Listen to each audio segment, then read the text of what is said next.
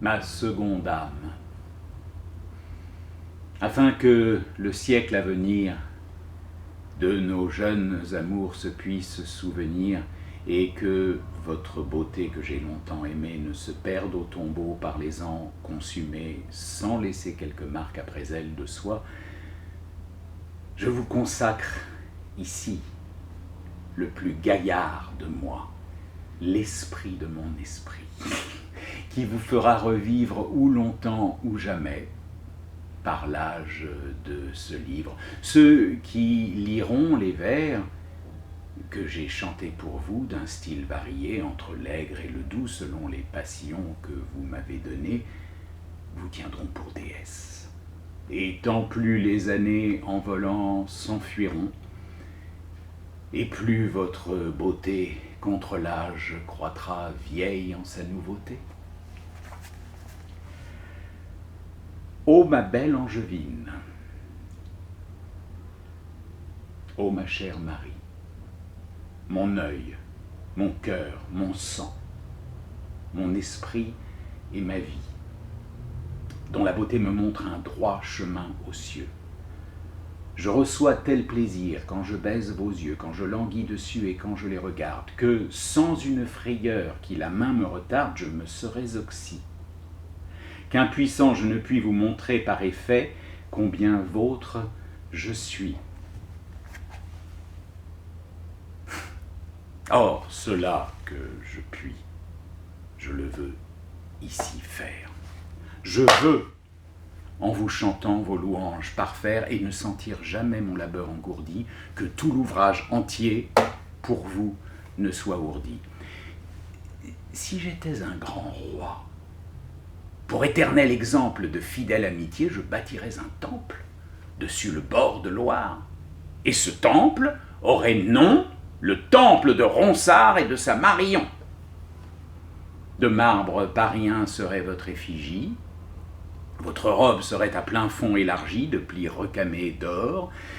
et vos cheveux tressés seraient de filets d'or par ondes enlacés, d'un crêpe cannelé serait la couverture de votre chef divin, et la rare ouverture faite de l'ouvrière main d'Arachne et de Pallas couvrirait votre sein. Votre bouche serait de rose toute pleine, répandant par le temple une amoureuse haleine. Vous auriez du nébé le maintien gracieux, et un essaim d'amour sortirait de vos yeux. Vous tiendriez le haut bout de ce temple honorable, droite, sur le pilier d'un sommet vénérable, et moi, d'autre côté, assis au même lieu, je serais remarquable en la forme d'un dieu. J'aurais en me courbant dedans la main senestre un arc demi-voûté, tout tel qu'on voit renaître au premier jour du mois le repli d'un croissant, et j'aurais sur la corde un beau trait menaçant, non le serpent Python, mais ce sot de jeune homme qui maintenant sa vie et son âme vous nomme, et qui seul, me fraudant, est roi de votre cœur, qu'enfin en votre amour vous trouverez moqueur, quiconque soit celui qu'en vivant il languisse et de chacun haït lui-même se haïsse, qu'il se ronge le cœur et voit ses desseins toujours lui échapper comme vent de ses mains, soupçonneux et rêveur, arrogant, solitaire, et lui-même se puisse à lui-même déplaire. J'aurai dessus le chef un rameau de laurier,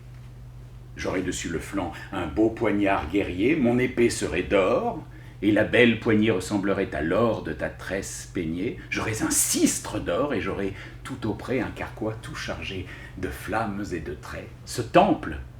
fréquenté de fêtes solennelles, passerait en honneur celui des immortels, et par vœux nous serions invoqués tous les jours comme les nouveaux dieux des fidèles amours. D'âge en âge, suivant au retour de l'année, nous aurions près le temple une fête ordonnée, non pour faire courir comme les anciens des chariots couplés aux jeux olympiens, pour sauter, pour lutter, ou de jambes venteuses franchir en haletant la carrière poudreuse, mais tous les jouvenceaux des pays d'alentour, touchés au fond du cœur de la flèche d'amour, ayant d'un gentil feu les âmes allumées, s'assembleraient au temple avec leurs aimés. Et là, celui qui mieux sa lèvre poserait dessus la lèvre aimée, et plus doux baiserait, ou soit d'un baiser sec, ou d'un baiser humide, d'un baiser court ou long, ou d'un baiser qui guide l'âme dessus la bouche et laisse trépasser le baiseur qui ne vit sinon que du penser, ou d'un baiser donné comme les colombelles, lorsqu'ils se font l'amour de la bouche et des ailes, celui qui mieux serait en tel baiser appris, sur tous les jouvenceaux en porterait le prix, serait dit le vainqueur des baisers de Cythère, et tout chargé de fleurs s'en irait à sa mère. Au pied de notre autel, en ce temple nouveau, luirait le feu veillant d'un éternel flambeau, et seraient ces combats nommés, après ma vie, les jeux que fit Ronsard pour sa belle Marie. Oh, ma belle maîtresse, ah, que je voudrais bien qu'amour nous eût conjoints d'un semblable lien, et qu'après nos trépas, dans nos fosses ombreuses, nous soyons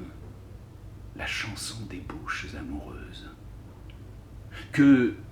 ceux de Vendômois disent tous, d'un accord visitant le tombeau sous qui je serais mort, notre Ronsard, quittant son Loir et sa Gâtine, à Bourgueil fut épris d'une belle angevine, et que les angevins disent tous d'une voix, notre belle Marie aimait un Vendômois. Les deux n'avaient qu'un cœur. Et l'amour mutuel qu'on ne voit plus ici leur fut perpétuel, siècle vraiment heureux, siècle d'or estimé, où toujours l'amoureux se voyait contre-aimé. Puisse arriver, après l'espace d'un long âge, qu'un esprit vienne à bas, sous le mignard ombrage des myrtes, me conter que les âges ont peu effacé la clarté qui luit de notre feu, mais que de voix en voix, de parole en parole, notre gentille ardeur par la jeunesse vole, et qu'on apprend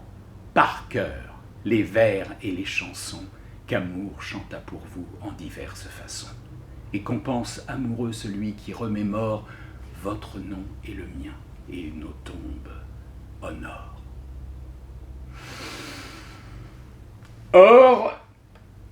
il en adviendra ce que le ciel voudra, si est-ce que mon livre immortel apprendra aux hommes et au temps et à la renommée que je vous ai 6 ans,